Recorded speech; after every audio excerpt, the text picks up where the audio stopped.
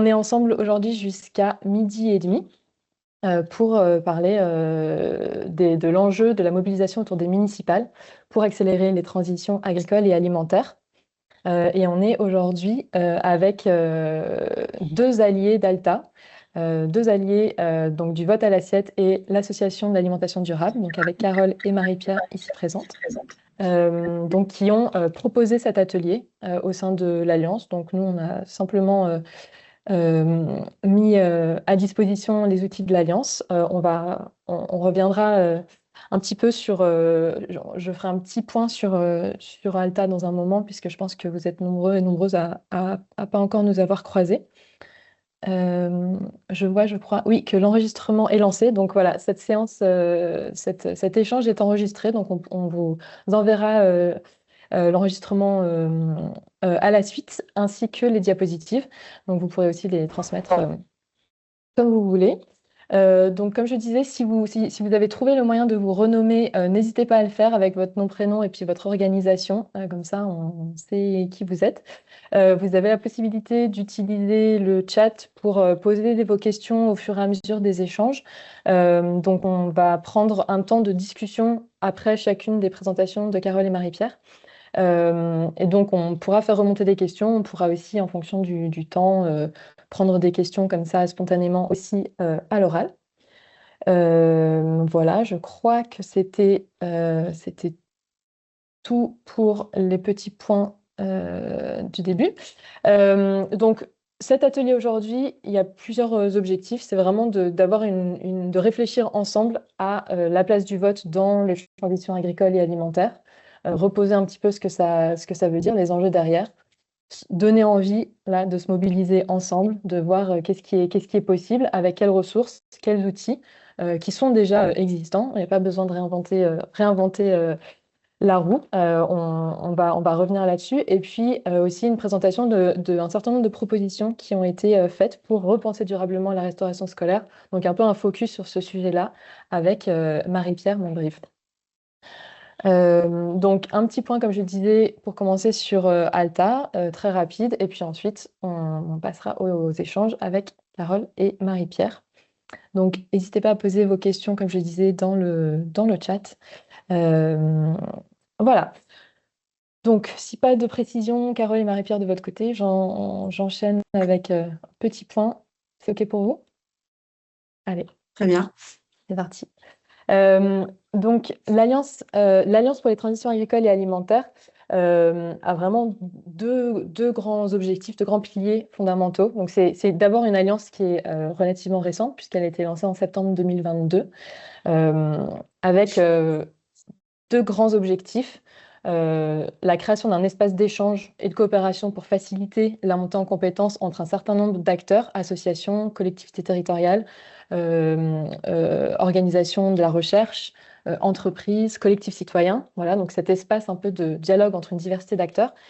Et aussi, deuxième objectif de l'Alliance, c'est que cet espace d'échange et de coopération puisse servir à renforcer et à nourrir les plaidoyers au niveau national des alliés et partenaires qui portent des plaidoyers. Donc voilà, c'est un objectif de soutien et de renfort, de faire remonter aussi ce qui se passe au niveau des territoires, puisque du coup, c'est vraiment un espace d'échange qui a pour but de faciliter l'action de ces acteurs et ces actrices engagés à l'échelle des territoires, mais pour avoir un impact et faire caisse de résonance au niveau national également. Donc, à quoi ça ressemble? Donc, Alta, aujourd'hui, c'est un peu plus de 770 structures et individus qui gravitent autour des actualités, des événements, des rencontres voilà, qui sont proposées par l'Alliance. C'est un peu plus de 140 alliés, donc comme du vote à l'assiette et Association d'alimentation durable ici présente et sûrement un certain nombre aussi d'entre vous. Voilà, donc être allié d'Alta, ça veut dire avoir signé la charte, ce qui veut dire partager l'ambition qui y est posée, l'ambition collective qui y est posée. Voilà les grandes lignes et vous pouvez tout retrouver sur le site internet. Ainsi que la liste de l'ensemble des alliés signataires. Et si ça vous intéresse également, vous pouvez aller vous rendre sur la page Agir avec l'Alliance. Et là, vous pouvez aussi eh ben, si ça vous intéresse, rejoindre en tant qu'allié cette alliance. Donc Alta, c'est aussi un comité d'orientation stratégique qui se compose de 19 structures. Vous en avez un peu la liste là, donc à la fois structure nationale et organisation aussi de territoire pour voilà, veiller à la, à la plus-value, la complémentarité, l'orientation stratégique de l'Alliance, finalement. C'est aussi un comité de pilotage, donc avec Solagro, la chaire UNESCO Alimentation du Monde, le Secours catholique Caritas France, la collectivité Eau du Bassin Rennais, la ville de Montsartou et des indépendants qui nous appuient bien aussi au quotidien, Marc Pascal et Madeleine Charrue. Voilà, Alta aujourd'hui n'a pas d'existence juridique. C'est un projet collectif qui est porté aujourd'hui par Solagro. Donc, c'est aussi, voilà, on vous a mis les partenaires qui soutiennent le projet à ce jour. Donc voilà, pour un petit aperçu rapide de l'Alliance. Et donc, dès le démarrage finalement et les échanges collectifs, il y a vraiment un enjeu qui est ressorti autour de l'évolution des environnements alimentaires. Quelle réflexion un peu autour du prisme qu'on pouvait avoir pour vraiment accélérer les transitions agricoles et alimentaires et cet enjeu d'avoir une approche vraiment systémique à travers les environnements alimentaires. Euh, euh, enfin, c'est imposé, disons, collectivement au fur et à mesure des échanges et des rencontres. Et donc, il y a tout un travail autour de l'identification des leviers d'action et des facteurs qui influencent une personne dans ses pratiques alimentaires, donc vraiment avec cette approche systémique et du coup le croisement aussi des différentes responsabilités et rôles et impacts des différents acteurs qui composent les systèmes agricoles et alimentaires et qui se retrouvent aussi au sein d'Alta, autant public que privé que société civile, etc. Donc voilà, il y a eu tout un travail autour de la qualification de ces environnements alimentaires et de l'identification à l'échelle des territoires des leviers d'action qu'on pouvait identifier collectivement. Et donc, ces travaux-là, donc qu'on mène depuis maintenant, je calcule mal, mais bien 2 ans et demi, 3 ans, euh, a donné lieu à une boîte à outils qui a été lancée l'année dernière, vraiment pour poser ce cadre commun d'action. Donc une boîte à outils pour faire évoluer les environnements alimentaires, pour illustrer aussi et opérationnaliser la mise en action de ces leviers. Donc avec euh, une quarantaine de leviers d'action qui sont illustrés par des initiatives inspirantes qu'on peut retrouver dans la cartographie, des initiatives. Tout ça, vous pouvez le retrouver sur le site Alta sous l'onglet ressources, si ça vous intéresse d'aller voir. Là, on vous a juste mis un peu à quoi ça pouvait ressembler, mais l'objectif, c'est d'aller y piocher des ressources qui ont été produites pour faire remonter des ressources qui ont été produites aussi par les alliés, les partenaires de l'Alliance, et aussi des choses qui ont été réalisées dans le cadre de projets aussi des alliés, donc notamment des groupes de porteurs de projets pilotes, par exemple, qui sont animés et qui font aussi, qui créent aussi euh, voilà, des retours d'expérience qui sont partagés à travers cette boîte à outils. Voilà, donc on vous invite à aller y faire un tour si vous ne la connaissez pas déjà. Et donc ces derniers mois, l'Alliance a été un des outils mobilisés pour rendre visible et diffuser largement différentes initiatives portées par l'écosystème autour des municipales. Et donc, pour vraiment contribuer à mettre à l'agenda les transitions agricoles et alimentaires dans le cadre des municipales de mars prochain. Et donc, il y a un certain nombre d'événements qui ont été organisés, des contenus qui ont été relayés aussi à travers la liste de diffusion de l'Alliance. Et donc là, on vous en a mis juste 4 exemples, donc notamment les 10 recommandations qui ont été élaborées collectivement par une vingtaine d'organisations coordonnées par le Secours catholique pour garantir un accès digne à une alimentation durable et de qualité pour tous, avec aussi donc un kit d'animation hyper complet que vous pouvez retrouver. Donc là, on vous partagera le lien, enfin on vous partagera dans les diapos tous ces liens-là. Donc un contenu que vous connaissez sûrement déjà, qui est hyper riche. Euh, Également la plateforme Merimi, qui a aussi pas mal alors qui dépasse le sujet des transitions agricoles et alimentaires pour vraiment balayer beaucoup de sujets des transitions écologiques, mais qui a aussi une plateforme très bien renseignée et qui organise voilà, des temps d'échange entre les partenaires du projet. On vous remettra le prochain temps à la fin de cet atelier. Euh, la Maison d'éducation et l'alimentation durable aussi de Montsartou, qui a proposé une boîte à outils sur un certain nombre de sujets qui va des fermes municipales aux reconquêtes du foncier agricole, à l'évaluation des PAT. Donc là aussi, un peu du contenu très, très terrain qui a été repartagé dans le cadre aussi des ressources pour nourrir les campagnes en amont des municipales. Et puis un guide aussi qu'on a pu repartager du lierre et du basique sur comment élaborer une stratégie sur son territoire pour les systèmes agricoles et alimentaires. Donc pareil, à retrouver tout ça sur le site Delta.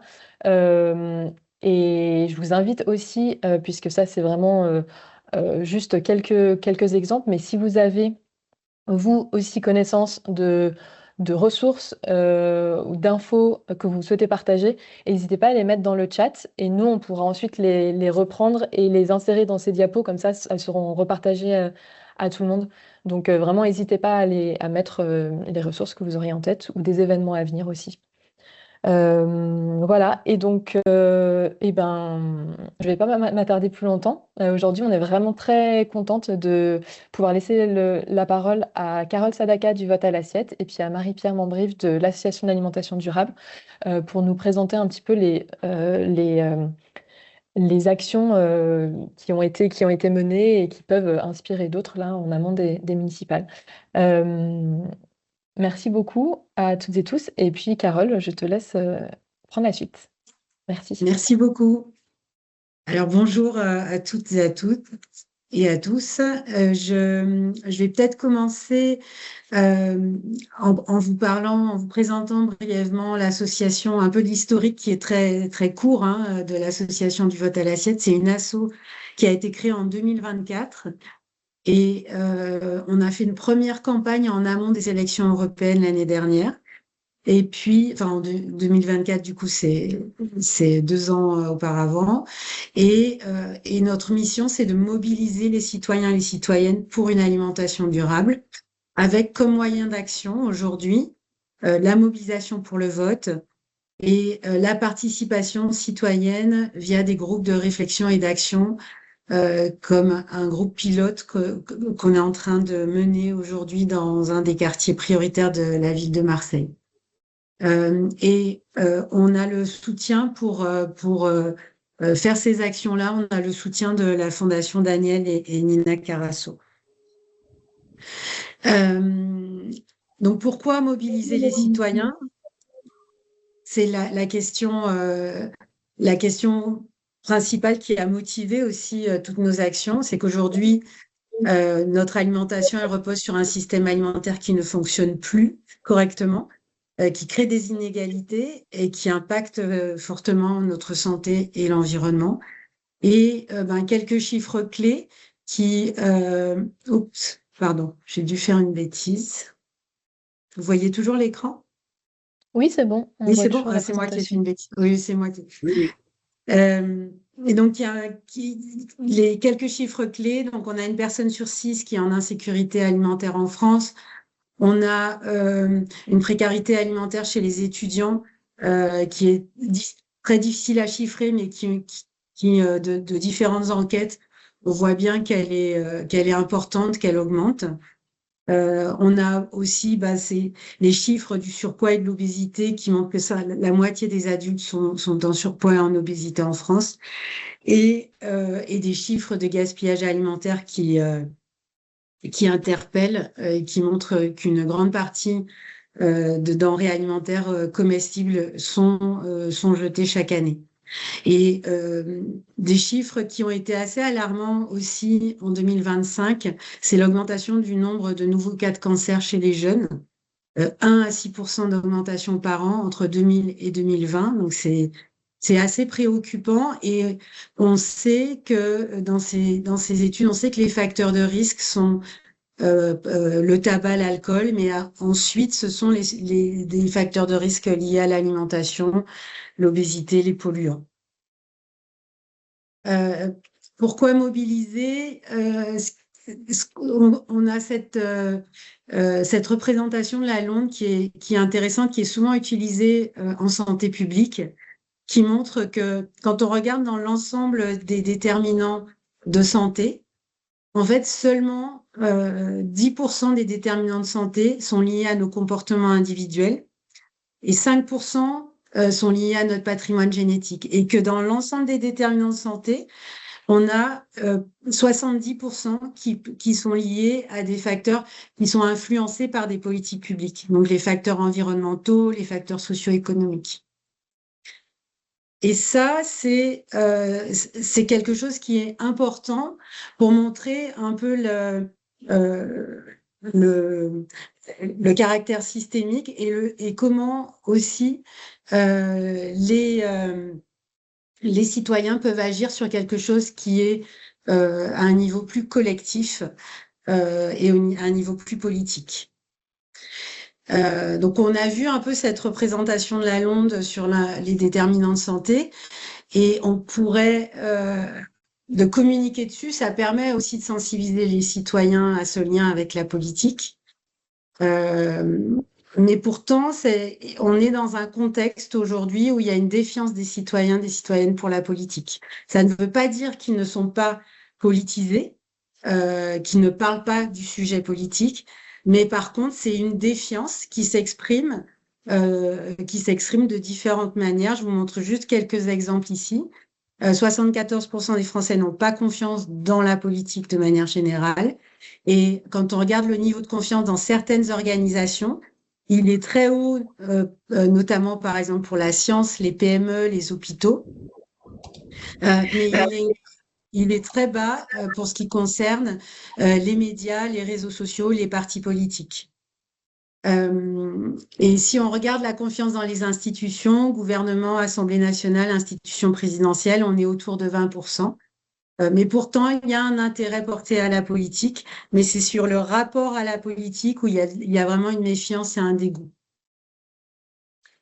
Et du coup, quels sont les moyens d'agir en tant que citoyen qui peuvent avoir cette portée collective? En fait, on est d'un point de vue portée collective, tout d'abord s'informer, ça permet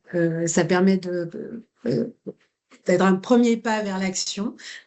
Choisir par nos actes d'achat, c'est une manière aussi d'agir. Voter est une manière d'agir. Soutenir des pétitions, manifester, interpeller sont des manières qui ont une manière d'agir qui ont une portée collective. Bien sûr, de la participation citoyenne quand elle est proposée aux citoyens via les budgets participatifs, les assemblées citoyennes. Sont des moyens d'agir. Et enfin, s'engager à des niveaux qui sont des niveaux locaux, par exemple associatifs ou des collectifs. C'est une manière d'agir à un niveau plus collectif sur notre alimentation. Et alors, on a un degré qui peut aller encore plus loin dans l'engagement que peuvent prendre les citoyens s'ils souhaitent vraiment agir, s'ils souhaitent agir et aller plus loin sur les sujets d'alimentation, c'est d'aller jusqu'à s'inscrire sur une liste citoyenne, qui est quelque chose qu'on voit notamment sur ces élections municipales qui est en train de prendre, voilà, de faire un peu boule de neige avec de plus en plus de listes citoyennes qui se créent, qui partent vraiment des habitants, habitantes des villes et communes de France. Donc, agir concrètement, là, on est dans un moment en amont des municipales où il y a une vraie opportunité. Pourquoi c'est une opportunité d'agir concrètement? Parce que les citoyens, les citoyennes, ils ont une confiance plus forte dans les maires. On a vu la confiance des citoyens pour la politique qui était très faible, autour de 20% pour les instituts, on a vu pour gouvernement, les institutions plus nationales. Mais quand on va à un niveau local, la confiance pour les institutions locales est beaucoup plus élevée. Et donc ça, une opportunité, voilà, pour vraiment mobiliser les citoyens sur cette élection-là. Et les municipales, c'est aussi une unité. On parle souvent d'unité de base de la participation civique, parce qu'en fait, c'est le niveau local le plus proche de nous, l'élection municipale. On connaît peut-être tous autour de nous, dans notre entourage, un élu, quelqu'un qui est élu municipal d'une petite commune ou d'une ville un peu plus grande. Donc, on a en France 500 000 élus municipaux. Donc, ce sont des représentations de la vie démocratique qui sont assez proches de nous. Et quand on regarde concrètement l'opinion des Français en amont des municipales, on voit que dans les attentes, en ce qui concerne les villes, il y a des attentes qui sont très, très fortes sur les questions de sécurité. Donc, c'est quelque chose qui ressort beaucoup dans la sphère médiatique. Mais aussi des attentes sur la propreté, la tranquillité et des choses qui sont un petit peu plus, peut-être, qui peuvent être plus liées au sujet qui nous réunit aujourd'hui, qui est le sujet de l'alimentation durable. Une ville plus verte, plus solidaire, plus conviviale, plus durable. Et donc, ces thématiques-là sont des thématiques qui font partie des thématiques principales qui intéressent les Français. On a aussi, via l'étude de destin commun, et les chiffres là sont des chiffres de novembre, quand on pose la question de quels sont les sujets qui préoccupent le plus les Français, on a le pouvoir d'achat qui arrive en premier, l'insécurité en deuxième, la santé en troisième, dette et déficit public et l'environnement en cinquième. Donc on a ces deux sujets, santé, environnement, changement climatique, qui sont dans les préoccupations principales, tant au niveau national que local. Et donc c'est une vraie opportunité de parler de ces sujets-là et de les rendre très visibles. On entend beaucoup parler d'autres sujets dans les médias et du coup, il y a un vrai enjeu de faire remonter ces sujets qui sont des sujets de préoccupation au plus près des citoyens. Et là, je voulais vous partager l'étude qui a été publiée, communiquée hier ou avant-hier, il me semble, qui est une étude, un sondage IFOP réalisé par le Réseau Action Climat et Secours catholique et qui s'intéresse à la priorité à accorder à la transition écologique et sociale en amont des municipales et l'opinion des Français sur ces sujets-là. Et on voit que c'est 53% des Français considèrent qu'il est nécessaire de poursuivre la transition écologique et sociale, quitte à augmenter les investissements communaux. Donc, c'est un sujet qui reste majoritairement important. Et ce qui est intéressant dans l'étude qui a été faite, le sondage qui a été fait, c'est que ce sondage, il a aussi isolé les réponses des habitants des quartiers prioritaires, quartiers populaires. Et on se rend compte que dans les quartiers populaires, c'est encore même plus important. La priorité donnée est encore plus forte. Donc, il y a un vrai intérêt à parler de ces sujets-là, à les faire remonter et à leur donner beaucoup de visibilité. Et c'est précisément ce sur quoi nous avons travaillé à l'association du vote à l'assiette. Bien sûr, sur la thématique, on est focalisé sur la thématique de l'alimentation. Et l'idée, c'est de faire remonter ce sujet auprès des citoyens, citoyennes, pour donner des informations sur le lien entre politique et alimentation, et notamment dans le contexte des municipales, entre vote et alimentation. Le public qu'on cible du vote à l'assiette, c'est en priorité les jeunes, avec une tranche assez large, 18-35 ans, et également les habitants des quartiers prioritaires. Pourquoi cette cible-là? Parce qu'on sait pertinemment que ce sont des publics qui s'abstiennent beaucoup plus que d'autres. Et donc, notre volonté, c'est vraiment d'aller parler, chercher, communiquer à des publics qui sont éloignés du vote. Quels sont les outils que nous avons à disposition? Nous avons des outils qui peuvent servir d'affichage, qui peuvent être imprimés aussi sous format de flyer pour pouvoir aller échanger avec un public, avec ce public cible. On a aussi un site internet et des réseaux sociaux qui permettent de relayer le contenu que je vais vous présenter. Et on organise aussi des événements et des débats avec des habitants sur les moyens d'agir pour son alimentation. Et ça, c'était très important dans notre approche, d'avoir aussi bien des outils qui soient des outils réseaux sociaux ou des outils que peuvent s'approprier des partenaires, mais aussi de pouvoir aller au plus près des habitants pour avoir un échange direct, un lien direct, créer un espace de débat apaisé et pour vraiment faire ressortir un petit peu les enjeux de manière assez directe avec le public. Et c'est très intéressant parce que ça nous apprend, ça nous montre voilà, des choses que nous montrent pas les algorithmes qu'on a sur les réseaux sociaux. Le dernier outil qu'on a créé, ce sont des petites vidéos courtes qu'on a appelées la Minute Fou des démocraties, qui vont être qui vont être disponibles au fil de l'eau dans les semaines qui viennent sur Instagram pour traiter plusieurs petites questions qui sont en lien avec alimentation, ville, dans le cadre des municipales. Et juste pour préciser, donc là, vous avez le QR code pour accéder au site internet. Toutes les illustrations sont téléchargeables et utilisables librement sur la plateforme du site internet.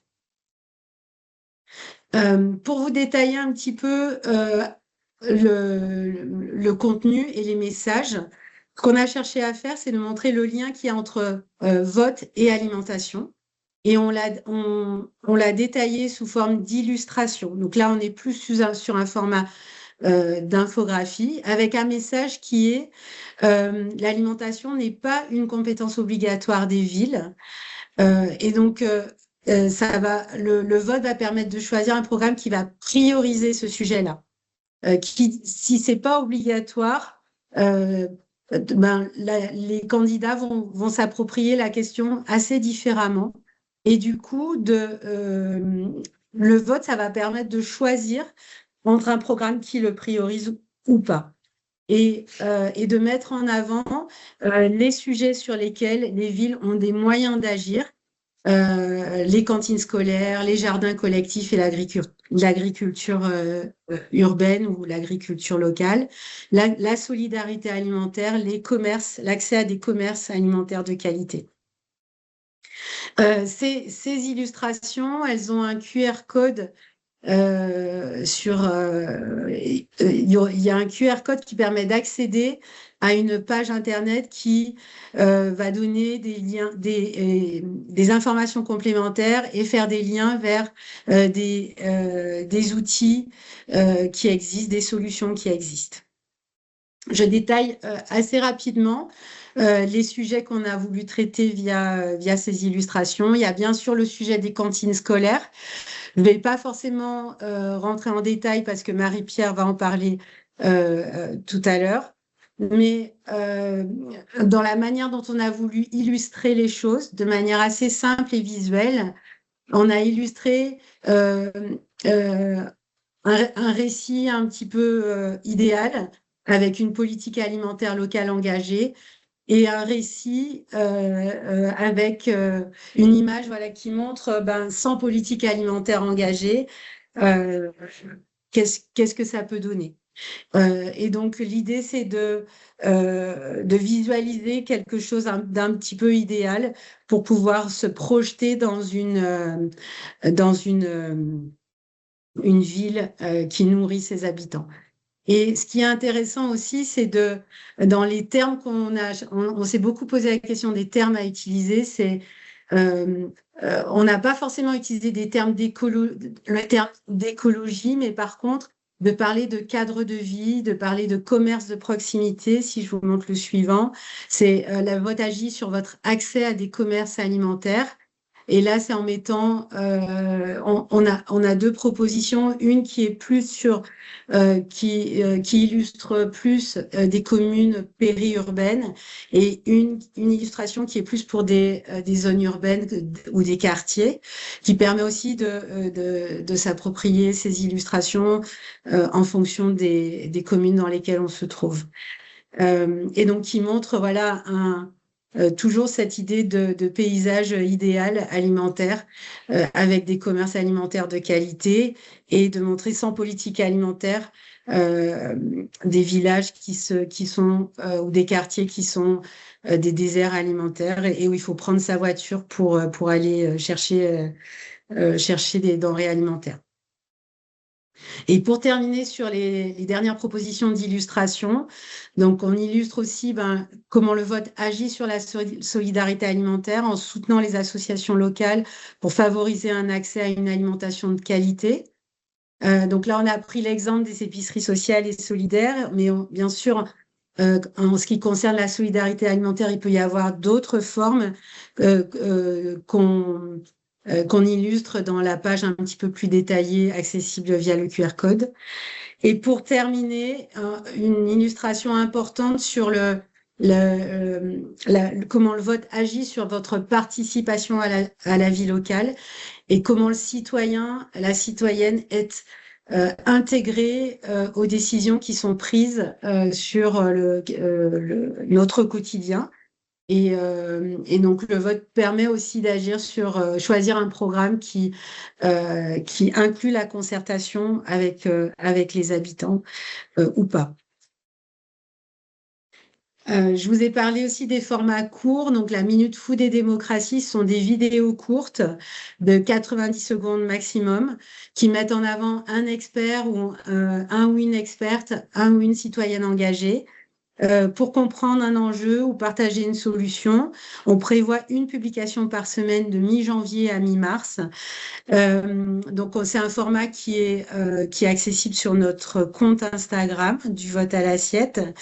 Et la première vidéo a été publiée cette semaine. C'est une vidéo qui pose deux questions à Damien Conaré de la chaire UNESCO Alimentation du Monde et qui permet de répondre à la question est-ce que l'alimentation est politique? C'est souvent quelque chose c'est souvent quelque chose qui ressort dans les discussions chez les personnes qui sont non averties sur les sujets d'alimentation, c'est que ce lien entre alimentation et politique, il n'est pas forcément évident. Et donc, c'est de l'expliquer de manière très simple. Et Damien Conaré l'a fait très très bien dans cette petite vidéo courte que je vous invite à découvrir et à partager et à partager autour de vous pour des publics non avertis. On a prévu d'autres vidéos dans les semaines qui viennent, juste pour vous dire celle du mois de janvier. Donc la semaine prochaine, on aura une vidéo de l'ANAN de Territoire Fertile. Qui explique comment votre commune peut nourrir ses habitants, comment vous pouvez avoir des informations là-dessus. On aura aussi Marine Issartel de l'association Copain qui va parler de comment lutter contre la précarité des étudiants. Et ces contenus, ils sont vraiment destinés à aller toucher les publics qu'on a identifiés, les jeunes, les habitants, habitantes des quartiers populaires. Et pour finir, en termes d'outils, et c'est peut-être le plus important, c'est celui qui prend le plus d'énergie aussi, c'est d'organiser des événements citoyens autour de l'alimentation. Et Et en fait, ça a énormément de bénéfices de faire cela. Ça permet de créer du lien social parce que quand on organise un événement, ben, on fait venir des habitants, des habitantes d'un quartier. Euh, on mobilise largement dans le quartier, donc ça crée du lien. Ça permet de sortir des débats polarisés qu'on peut avoir sur les réseaux sociaux. Et on n'a jamais eu on a toujours eu des débats très apaisés sur ces questions-là, des échanges. Peut-être les choses qui peuvent ressortir, c'est cette défiance contre la politique, mais ça permet voilà, d'en discuter et de voir que dans le public, par exemple, il peut y avoir des gens qui disent maintenant les politiques, c'est tous les mêmes, etc., etc., et d'autres qui vont essayer d'équilibrer aussi le propos. Donc, c'est vraiment une expérience hyper positive et ça permet de toucher des publics non avertis, de contribuer à construire une dynamique locale là où on crée l'événement durable. Et au final, avec un budget peu coûteux, pardon, si on s'associe bien sûr à des partenaires pour l'organiser.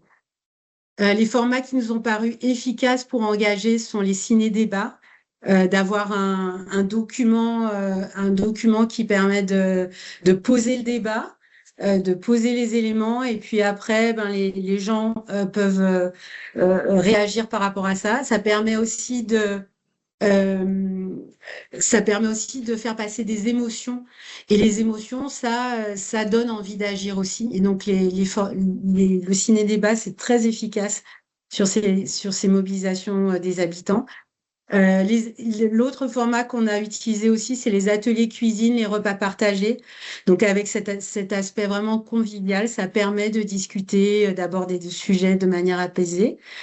Mais par contre, de ne pas le faire de ne pas aborder la question du vote de manière isolée. C'est-à-dire que quand on va organiser des événements citoyens, on va pas forcément dire on va vous parler du vote, mais par contre, on va dire on va vous parler des moyens d'agir pour accéder à une alimentation de qualité, pour une alimentation plus durable. Et pour en faire un succès de ces événements de mobilisation citoyenne, ce qui est important, c'est de s'associer à des partenaires, des centres sociaux, des cafés associatifs, des tiers-lieux, des associations de quartier ou de villages, pour coopérer, pour mutualiser un lieu, élargir son audience, diminuer les coûts aussi. Ça permet vraiment de faire des événements peu coûteux, c'est ce que je disais tout à l'heure. Et bien sûr, de prévoir des intervenants pour enrichir les débats et proposer des solutions concrètes. Et donc, ça, c'est un outil clé fort qu'on utilise. On ne peut pas démultiplier le nombre d'événements qu'on fait, mais l'idée aussi, c'est de se dire que tout le monde euh, est légitime pour organiser un événement citoyen autour de l'alimentation. Et encore plus quand vous êtes un expert de ces sujets-là, ou en tout cas vous êtes un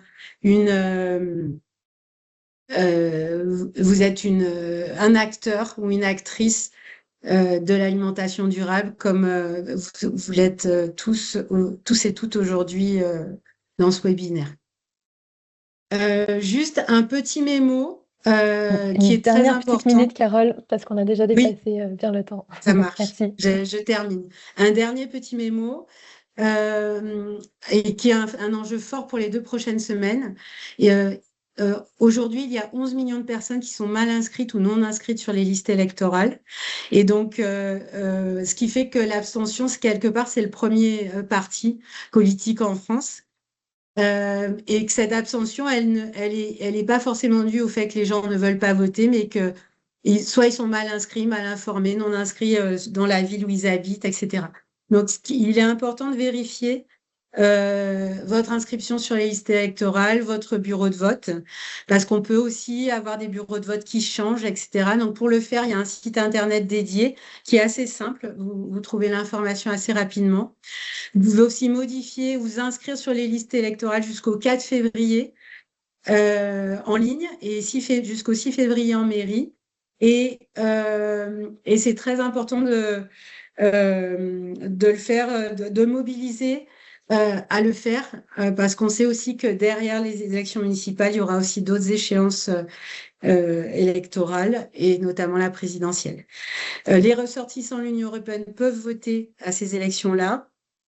Et deux petits points techniques sur les prochaines municipales, c'est que il y a bien sûr l'enjeu d'élire les maires des villes et des communes, mais il y a aussi l'enjeu des élections des élus communautaires qui se fait en même temps que l'élection municipale. Et en fait, sur votre bulletin de vote, vous aurez des noms qui apparaîtront en gras et qui seront les noms des personnes de la liste candidate qui seront élus communautaires euh, dans la communauté de communes ou la métropole de votre ville. Dernier petit point technique, il y a une modification du scrutin à Paris, Paris, Marseille et Lyon pour ces élections-là. Et donc à Paris, à Marseille, vous aurez 2 bulletins à mettre dans l'urne, dans 2 urnes différentes, bien sûr. Vous aurez à choisir entre une liste pour la mairie de secteur. Vous aurez un bulletin pour la liste de la mairie de secteur ou d'arrondissement pour Paris et Marseille et Lyon. Et vous aurez aussi un bulletin séparé pour la mairie centrale. C'est-à-dire qu'avant, dans ces villes-là, vous pouviez pas voter directement pour la mairie centrale. Mais aujourd'hui, vous aurez 2 bulletins à mettre dans les urnes, à Paris et à Marseille. Et il y en aura un troisième à Lyon, car vous aurez un bulletin à mettre pour élire directement les élus communautaires, ce qui est une particularité de la ville de Lyon. Voilà, ça c'est des petites choses qu'ils expliqueront dans les bureaux de vote, mais de comprendre qu'il y a ces petites modifications. Et donc pour conclure, moi, j'ai envie de dire tout le monde est légitime pour mobiliser les citoyens et les citoyennes. Et aujourd'hui, avec ce qu'a présenté Alizé au tout début, il y a beaucoup d'outils qui sont proposés. Du vote à l'assiette en propose d'autres qui sont plus spécifiques sur le vote et plus spécifiques sur un public non averti. Et donc, tout le monde est légitime pour le faire. Et, la question qu'on peut se poser, c'est qu'est-ce qu'on peut faire, nous, à notre niveau en tant qu'acteurs, pour mobiliser les citoyens? Et c'est peut-être la question, voilà, je m'arrête là, qui peut être une question un petit peu ouverte pour les questions-réponses juste après. Merci beaucoup, Carole. Et merci à vous toutes et tous pour les réactions dans le chat, le partage notamment aussi de plein de ressources hyper intéressantes. J'ai vu qu'il y avait pas mal d'échanges autour des liens Insta, etc. Donc j'ai l'impression que vous vous êtes auto-répondu, donc c'est très bien. Ce que je propose pour celles et ceux qui disent ne pas forcément avoir ni Instagram ni LinkedIn par exemple, on pourra en discuter, Carole, mais peut-être qu'on peut effectivement voir si on peut mettre des vidéos sur la chaîne YouTube d'Alta, par exemple, ou d'autres chaînes YouTube, comme Oui, ça, elles sont oui, accessibles à tout le monde. oui, tout à fait. On en On va les rediscute. mettre sur notre site. On va créer Bah une voilà, page ok. internet sur notre site internet avec les vidéos aussi. Voilà, comme Mais ça, tout elles à seront fait, on peut accessibles. faire ça. Mm. Ok. Euh, Marie-Pierre, je ne sais pas si tu avais relevé des questions particulières. Donc, il y avait la question, il y a une dernière question là de comment se faire aider pour passer à l'action sur notre ville et auprès des candidats. Donc, on a présenté quelques outils. Je ne sais pas si tu as d'autres choses que tu voulais ajouter, Carole. Il y a deux manières d'agir. C'est d'interpeller. Et puis après, c'est de regarder les programmes en détail. Et pour interpeller, donc il y a les outils Mérimi et puis les 10 recommandations des 10 ONG dont tu as parlé. Mm. Et puis après, il y aura vraiment ce besoin de décryptage des programmes. Et donc, que disent les candidats sur les sujets alimentation? Aujourd'hui, il y a très peu de programmes qui sont détaillés. On a quelques des choses qui sortent dans les médias un petit peu. Mais il va falloir être voilà, très attentif à la presse régionale qui va interroger les candidats et suivre effectivement. On va essayer de le faire sur certaines villes, là où il y a de fortes abstentions, par exemple. On va essayer de travailler plus spécifiquement sur du décryptage, mais on attend que les programmes soient disponibles. J'ajoute aussi sur cette question de quoi faire, le mouvement Caravalim a organisé aussi un certain nombre de temps très concrets opérationnels sur comment se mobiliser. Et il y a un prochain temps, on remettra la date à la fin de cette présentation, mais il y a un prochain temps, le 19 février, sur comment concrètement organiser un événement en amont des municipales. Donc ça va être avec un partage d'un certain nombre de retours d'expérience. Vous pouvez trouver l'événement soit sur le site de Caravalim, soit sur le site d'Alta, et on vous remet ça à la fin aussi. Donc ça, c'est le 19 janvier à 11 heures. Voilà. Oui, c'est bien janvier parce que tu as dit février Ah, juste pardon. avant. Ah oui, pardon, Oui, 19 c'est lundi janvier. à Oui, 11 c'est heures. ça. Oui, oui. Ouais. Et vous pouvez encore vous inscrire. Euh, il y avait ce que tu viens de dire, Carole, ça me fait rebondir sur une autre question qu'il y avait, c'est qu'est-ce qu'on fait quand il y a pas, quand l'alimentation n'est pas du tout au programme des candidats, enfin, à ce stade en tout cas. Bah, c'est le pouvoir d'interpellation. Ouais. C'est de se rapprocher de collectifs de transition citoyenne. Alors, il y en a un petit peu partout dans toutes les villes en France. De se rapprocher de ces collectifs pour interpeller collectivement en fait ces candidats. Et vous pouvez même, vous, en tant que citoyen, écrire à ces candidats. Et il y a pas de mauvais moyen de le faire. Je veux dire, tout citoyen peut donner son avis sur ces questions-là et je pense que c'est important de le faire. Et pour compléter, peut-être, si je peux me permettre, Carole, c'est la période des cérémonies de vœux et des galettes en tout genre. Allez-y, allez-y et mettez les pieds dans le plat, portez le sujet devant les candidats, les opposants, etc., pour que ça devienne central. Surtout autour d'une galette, c'est vraiment l'occasion.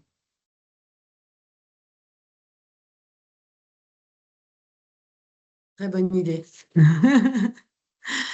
Je ne sais pas si on peut prendre encore quelques minutes sur des questions. Alors, on en a peut-être loupé certaines. Si certaines d'entre vous veulent directement prendre la parole pour poser une question ou deux, n'hésitez pas. Vous pouvez lever la main ou prendre la parole directement.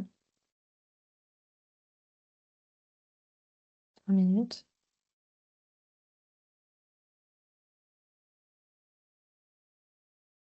Oui, Thomas, allez-y.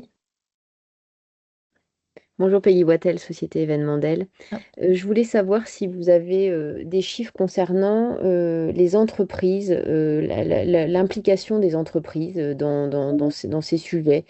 Voilà, est-ce que aussi il y a des collectifs d'entreprises je parle vraiment plus là le privé, qui s'engagerait dans ces problématiques et qui serait là aussi pour un peu défendre un peu aussi la bonne parole par rapport à leurs salariés, par rapport aussi à puis des préoccupations citoyennes hein, aussi. Voilà.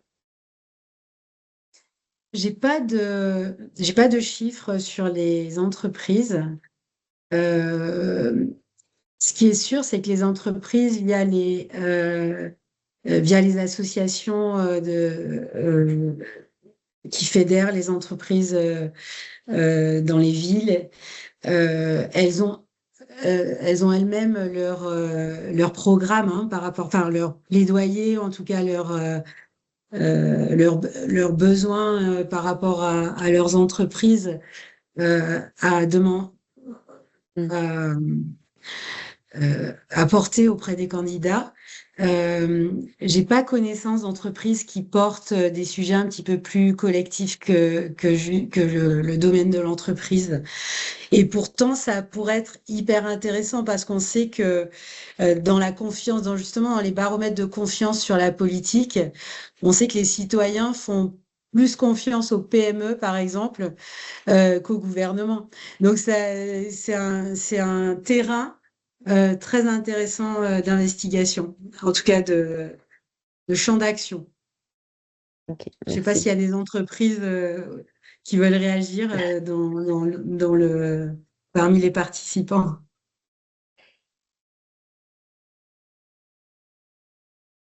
Merci. On va peut-être donner, alors je ne sais pas si c'est pour une réaction directe de la part de Quentin, sinon Thomas, allez-y, et puis on reviendra sur...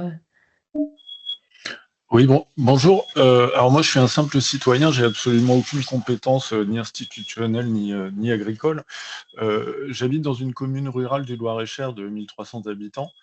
Je suis ce qu'on appelle un néo-rural, c'est-à-dire que je suis pas né ici, je suis passé par Paris entre autres, mais je suis pas un citadin.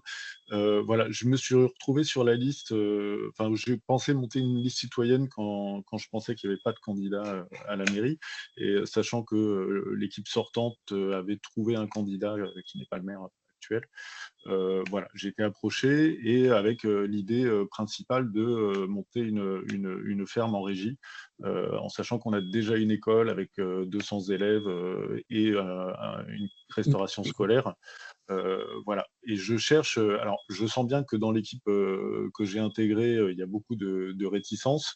Ça va du bio, c'est nul, et puis ça va coûter trop cher, c'est pas possible. Voilà. Donc, j'ai été intégré dans cette équipe-là. J'ai l'impression que j'ai beaucoup de boulot pour essayer de convaincre. J'ai besoin d'aide. Aussi bien techniquement. Alors, j'ai trouvé déjà des choses sur Internet, mais c'est vrai que je me sens très seul. J'ai l'impression que c'est une échelle où tout est possible parce qu'il y a du foncier qui pourrait être attribué à ça, à proximité de l'école. Enfin, voilà, il y a beaucoup de choses qui convergent pour moi, en tout cas, et puis ça paraît tellement évident d'installer un maraîcher sur ce type de commune. Mais voilà, j'ai l'impression que j'ai beaucoup de travail à faire pour convaincre et j'ai besoin d'outils, de soutien et voilà, d'exemples et de choses qui existent. Mm. Merci et surtout bravo pour votre engagement et de porter justement cette question de l'accès à une alimentation durable pour les enfants via des fermes municipales. Alizé, tu pourras peut-être partager.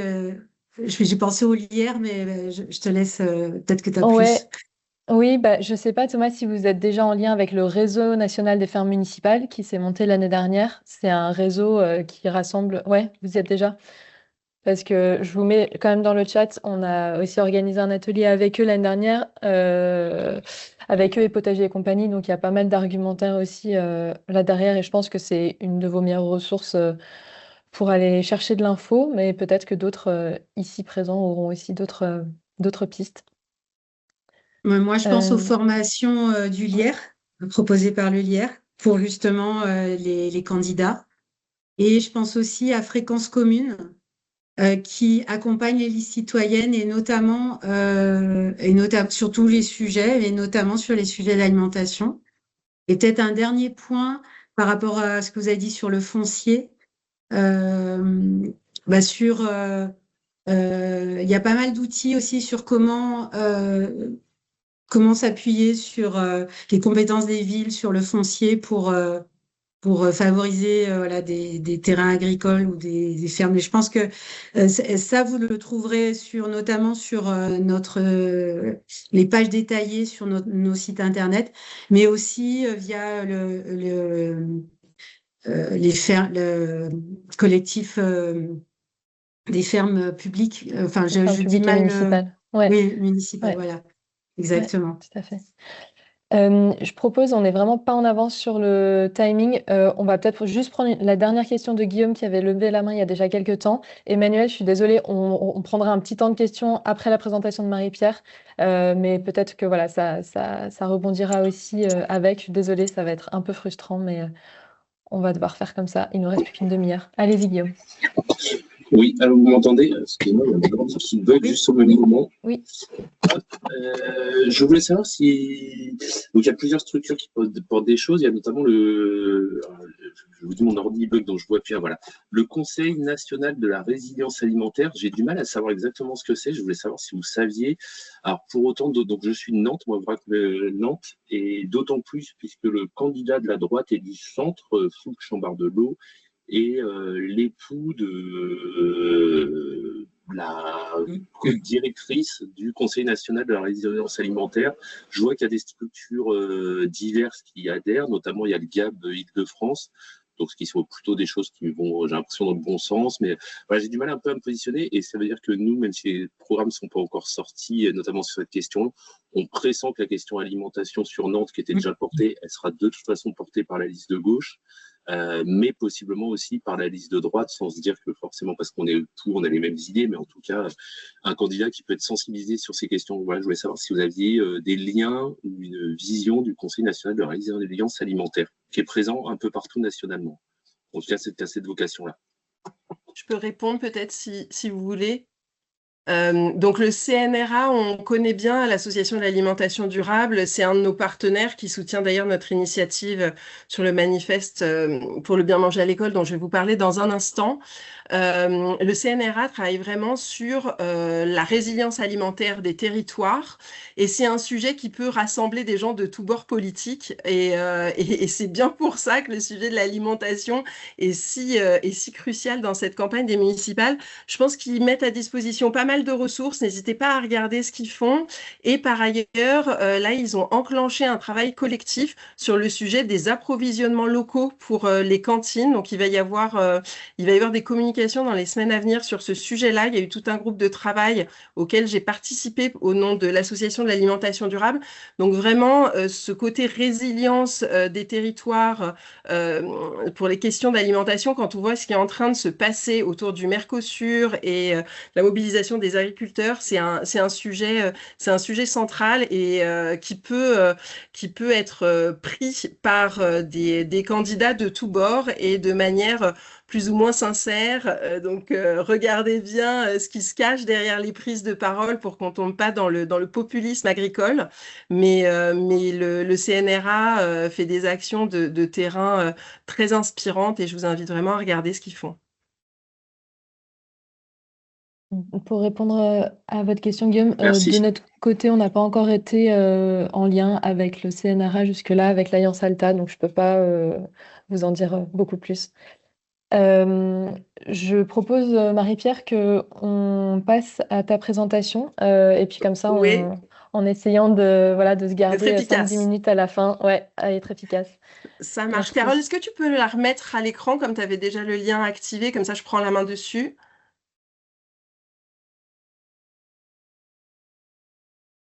N'hésitez pas encore Et puis, pendant la présentation de Marie-Pierre à poser vos questions dans le chat, qu'on les reprenne après. Ou après la présentation, après le webinaire si on n'a pas le temps. Vas-y, excuse-moi, Marie-Pierre. super, je prends le contrôle, je lance le chrono et je vais essayer d'être efficace. Alors pour l'instant, on ne voit pas en version Ouais, diapo j'ai demandé à présentation. prendre le contrôle. Est-ce que vous me l'avez donné? Alors peut-être qu'il va falloir que tu demandes à... On t'entend pas, Carole. Oui, Ah voilà. oui, c'est bon. Là, c'est bon. C'est Parce tout que bon? là, c'est moi. Non, j'ai l'impression que j'ai toujours pas le C'est contrôle. peut-être si Carole partage, ça va être elle qui va devoir passer les diapos, mais peut-être on peut avancer comme ça. Tu feras un petit signe. Il faut que... Voilà, Carole, il faut que tu acceptes ma demande de contrôle. Super, ben, en tous les cas, je suis ravie d'être là. Merci pour l'invitation. Moi, je vais vous parler d'un sujet qui fait écho à ce que Carole vient de vous dire. C'est le sujet des cantines scolaires et du bien manger à l'école, qui est central, on l'a vu, dans la réflexion autour de l'alimentation dans les territoires et qui mérite vraiment d'être au cœur des engagements dans le cadre de ces municipales. Carole, si tu veux passer à la slide suivante. Donc moi, je représente ici l'association de l'alimentation durable, qui est un allié d'Alta, qui est une association fondée par Émilie Orliange, qui est spécialiste en pédagogie alimentaire et qui a pour but de promouvoir sur le territoire national une alimentation saine, durable et locale auprès de différents publics tout au long de la vie. Et on intervient notamment en milieu scolaire. Moi, je suis membre de cette association et pour vous donner un peu de contexte, je suis ingénieure en agroalimentaire de formation et consultante en innovation alimentaire, mais je suis aussi représentante de parents d'élèves impliqués sur le sujet des cantines depuis bientôt 10 ans au niveau local. Et j'ai vu à quel point c'était compliqué de faire bouger les lignes localement quand on n'avait pas forcément des élus convaincus que ce sujet était essentiel. Et donc, avec l'association de l'alimentation durable, on va dire qu'on s'est nourri de cette expérience de terrain pour aller produire du contenu inspirant qui peut nourrir l'approche des citoyens sur le plan local, mais aussi des candidats et des listes engagées dans les élections à venir. Si tu peux passer à la suivante. Donc, les cantines scolaires, pour remettre un peu de contexte, elles jouent un rôle majeur dans la société. Tout d'abord parce qu'elles concernent énormément d'enfants. C'est 7 millions d'enfants qui mangent à la cantine dans plus de 35 000 établissements scolaires. Et elles jouent des rôles multiples. Un rôle d'éveil à l'alimentation saine et durable, bien sûr. Un rôle dans la santé publique. Et je ne vais pas revenir sur ce que Carole a déjà présenté. Bien sûr, un rôle dans la transition écologique. Quand on sait le poids que l'alimentation représente sur les émissions de gaz à effet de serre, on imagine bien que les choix qui vont être faits pour les approvisionnements des cantines vont avoir un rôle majeur.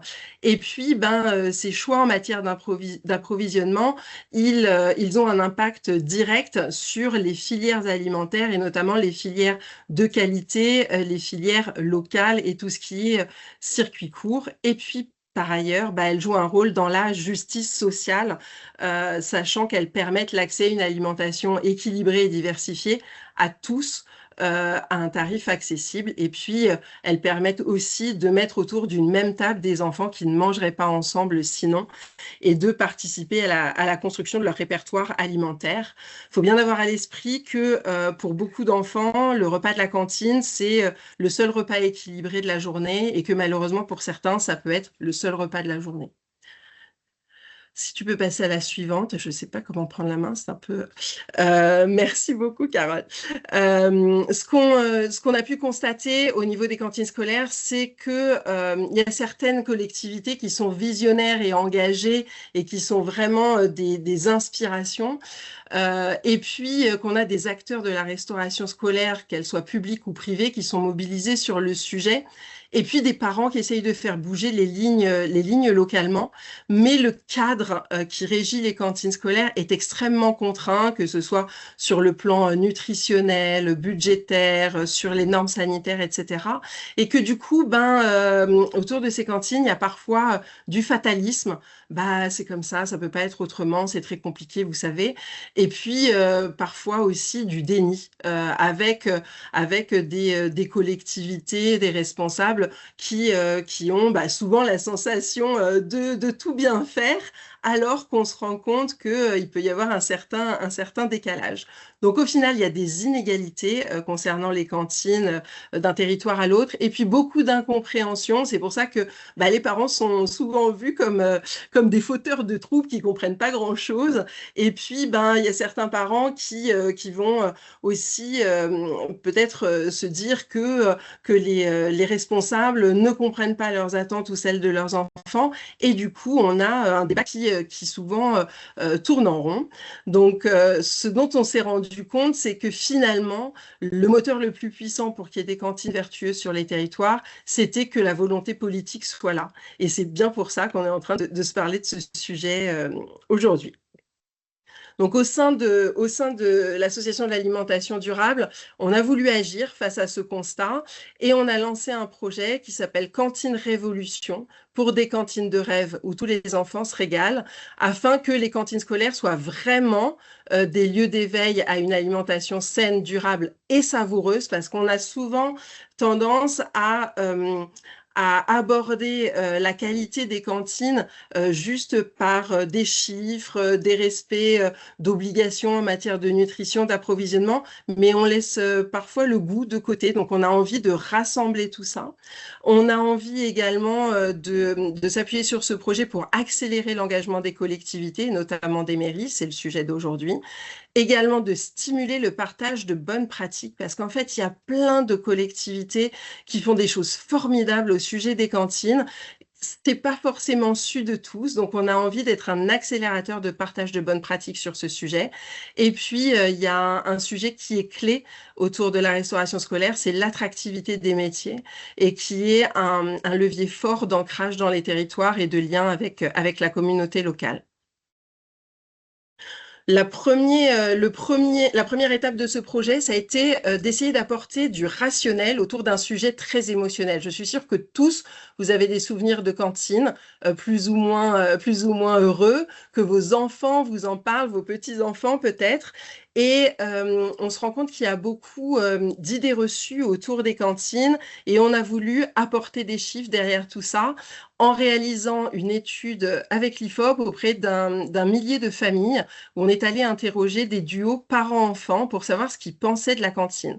Je ne vais pas rentrer dans le détail des résultats, mais il y a certains chiffres qui nous ont vraiment interpellés. Constater que la moitié des parents étaient insatisfaits de la cantine de leurs enfants et que la principale raison pour laquelle ils étaient insatisfaits, c'était que leurs enfants ne mangeaient pas assez à la cantine. Quand on a interrogé les enfants, on s'est rendu compte que seul un tiers des enfants aimaient beaucoup la cantine et quand on leur a demandé pourquoi, eh bien, ils aiment la cantine parce qu'ils sont avec leurs copains. Et quand on demande à ceux qui n'aiment pas pourquoi ils ne l'aiment pas, eh bien, ils ne l'aiment pas parce qu'ils n'aiment pas les repas qui y sont servis, ce qui est un peu triste. Et puis, la résultante assez logique, c'est qu'au final, on n'a qu'un quart des enfants qui finissent systématiquement le repas qui est servi à la cantine. Le lien avec la question du gaspillage alimentaire qui a été évoqué par Carole est assez évident. Et quand on leur demande pourquoi ils ne finissent pas, c'est parce qu'ils n'aiment pas. Donc, ça pose vraiment la question, d'une part, peut-être de la qualité de certains repas servis dans les cantines, mais aussi de la pédagogie qui devrait accompagner ces repas et qui n'est malheureusement pas toujours incarnée le midi dans les réfectoires parce que la cantine, elle permet aux enfants de découvrir des aliments, des façons de les préparer auxquels ils ne sont pas exposés à la maison. Donc, il y a un besoin d'accompagnement certain. Donc, tout ça, ça soulève plein de questions. Et puis, quand les enfants sont pas séduits par le contenu de l'assiette, ce qui se passe assez naturellement, c'est qu'ils se rabattent sur le pain et nous, voir que 68% des enfants mangent au moins de temps en temps du pain en remplacement de leur repas, on se dit qu'il y a quand même quelque chose à faire, surtout quand le pain n'est pas toujours d'une qualité excellente dans les cantines. Donc nous, on a voulu aider les parents engagés et inspirer les acteurs, leur faire prendre conscience à travers ces résultats il était possible en fait de faire changer cette perception des cantines en agissant sur leur approche et c'est un levier qui est puissant pour aller séduire les parents qui sont des électeurs parce qu'ils ont des attentes très fortes par rapport à la cantine.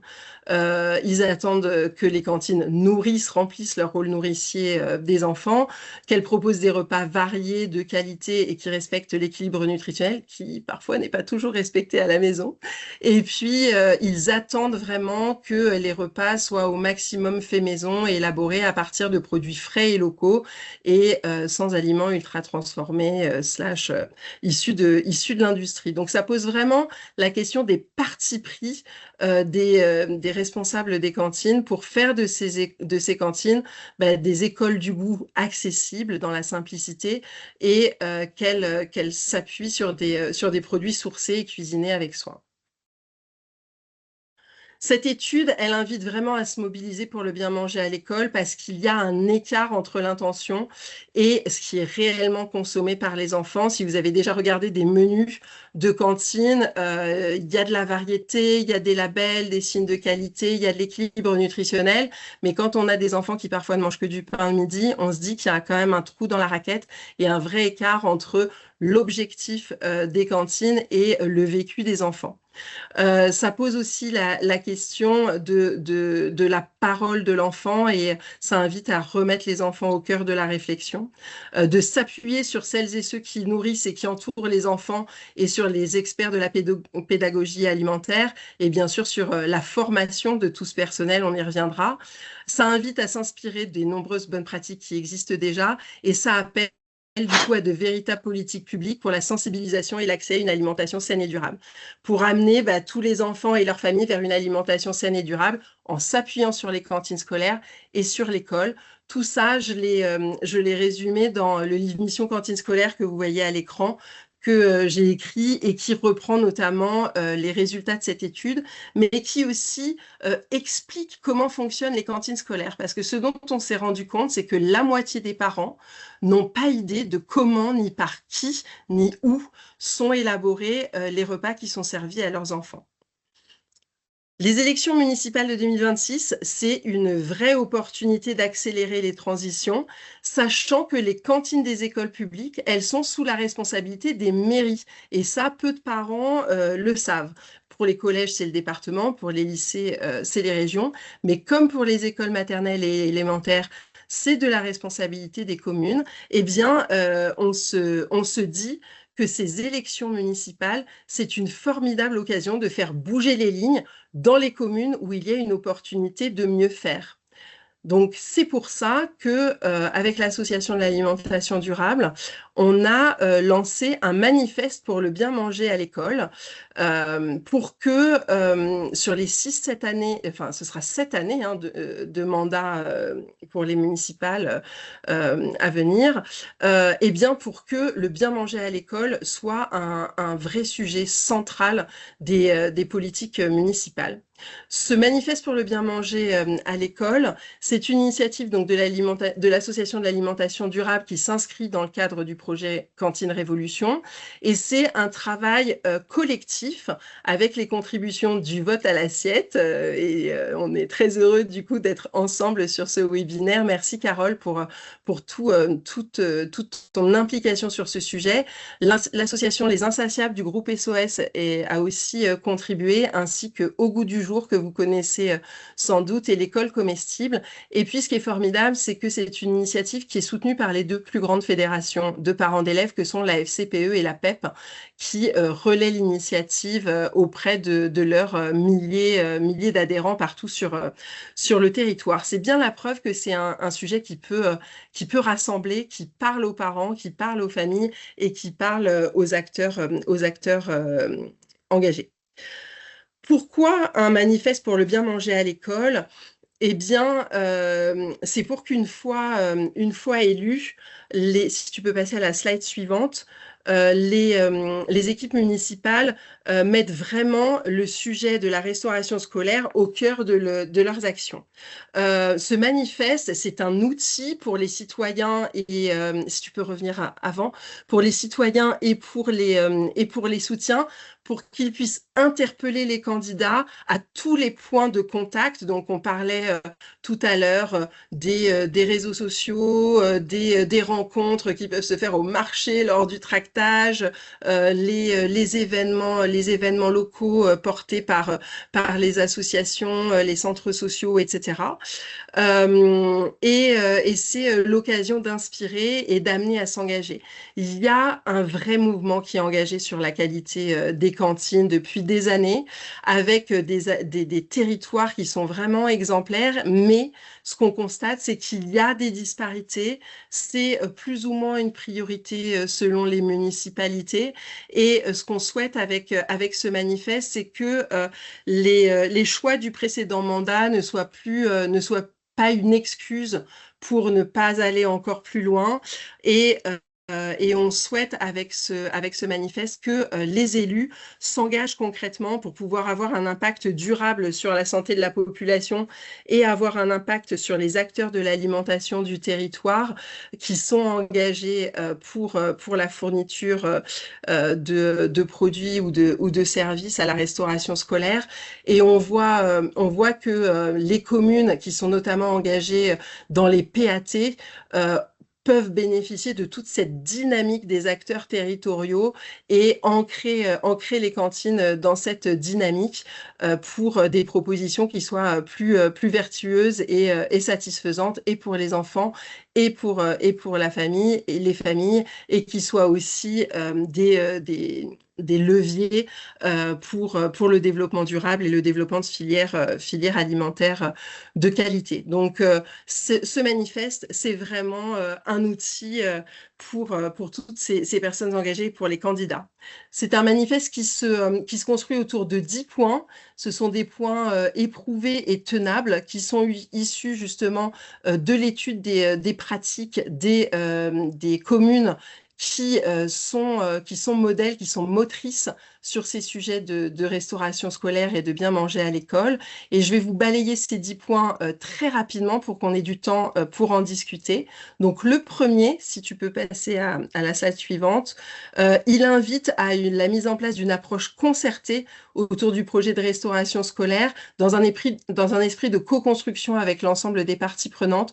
Ce qu'on se dit, c'est que pour avoir de l'impact, et on le voit sur les territoires où il y a une vraie dynamique autour des cantines, eh bien, il faut une approche concertée afin qu'elle soit en phase avec les attentes de toutes les personnes concertées, les enfants, bien sûr, les parents, mais aussi les cuisiniers, les agents de restauration, les animateurs et animatrices du temps de repas, les ATSEM, mais aussi les enseignants et les enseignantes. Donc, il y a tout un tas d'outils qu'on détaille sur notre site qui peuvent être mis en place pour mettre en place cette approche concertée. En point 2, on invite vraiment à ce que les candidats s'engagent à sanctuariser l'offre de restauration dans l'ensemble des écoles. Pourquoi? Parce que les cantines scolaires ne sont pas inscrites dans la loi. Ce n'est pas une obligation pour les communes. Et on a vu dans les derniers mois avec les questions de vote de budget et la réduction des dotations pour les collectivités locales, certains maires brandirent la menace de peut-être supprimer ou réduire le soutien à la restauration scolaire, faute de budget.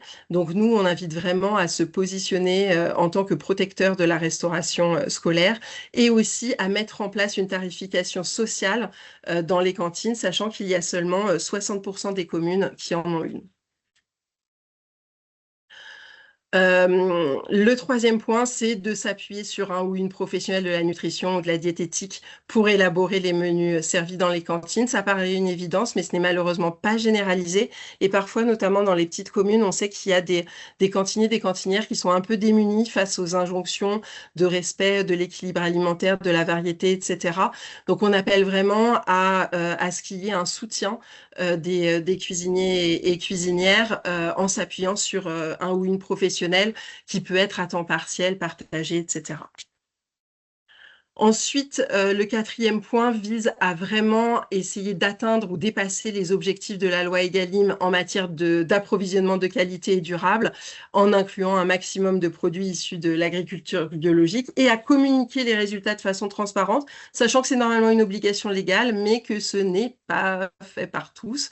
Et on se dit que c'est une formidable opportunité de montrer le progrès, de montrer ce qu'on fait bien, parce qu'on s'est rendu compte dans l'étude qu'on a faite que la moitié, que les parents qui sont le mieux informés sur ce qui se fait à la cantine sont aussi ceux qui sont le plus positifs. En fait, on se rend compte que ces cantines pâtissent en fait du défaut de communication autour de ce qui y est fait et qu'il y a une vraie opportunité à aller créer du lien autour de la qualité des actions et de tout ce qui est mis en œuvre autour des cantines.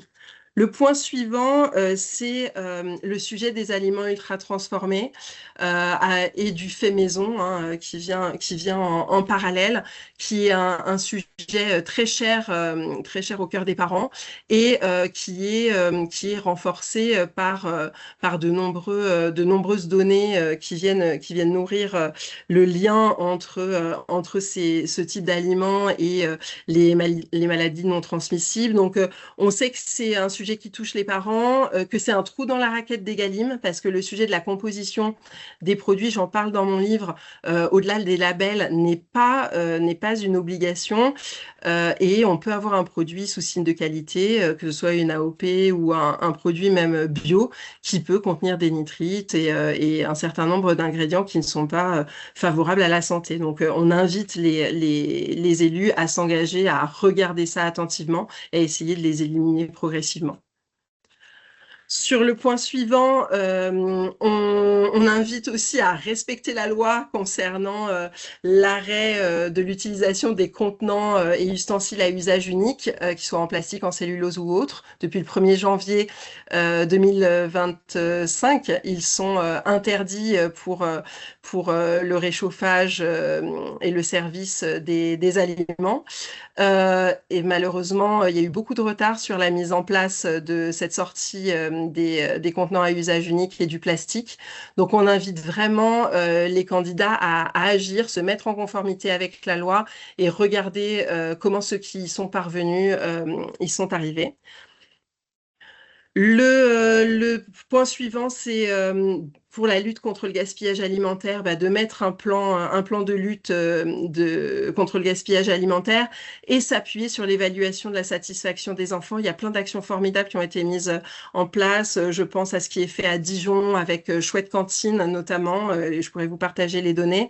Mais l'idée, on a vu que le principal levier pour lutter contre le gaspillage alimentaire, c'est que les enfants soient séduits par le contenu de l'assiette. Donc, il y a vraiment quelque chose à mettre en place là, mais aussi adapter la taille des portions à l'appétit de l'enfant et parfois mettre en place des idées toutes simples comme présenter les fruits coupés, parce qu'on sait qu'une pomme entière servie à un enfant de maternelle, malheureusement, il y a peu de chances qu'elle soit mangée entière. Et ça, c'est un de mes grands combats. Il m'a fallu 7 ans pour convaincre ma mairie d'acheter des coupes-pommes. Donc, si vous avez besoin d'aide là-dessus, je peux vous aider. Et puis, pour finir très vite sur les derniers points, c'est bien sûr identifier et accompagner les producteurs locaux en capacité d'approvisionner les cantines avec des produits de qualité et durables. Et je pense bien évidemment parmi ces producteurs aux artisans boulangers locaux afin qu'ils puissent fournir les cantines. Ça peut être un combat chouette et qui crée du lien autour des artisans locaux et on sait à quel point ils jouent un rôle fondamental dans les communautés. Et puis, on en parlait un peu plus tôt, étudier la faisabilité d'une ferme publique.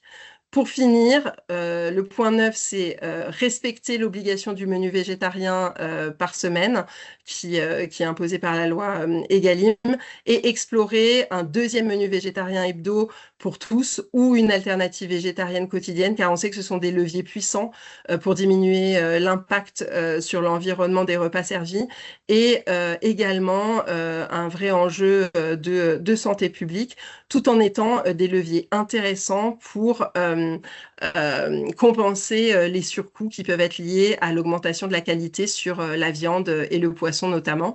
Et tout ça nécessite bien sûr de la pédagogie et de la formation du personnel et des enfants et des familles, parce qu'on sait très bien que le menu végétarien n'est pas forcément ancré dans les habitudes alimentaires de toutes et tous.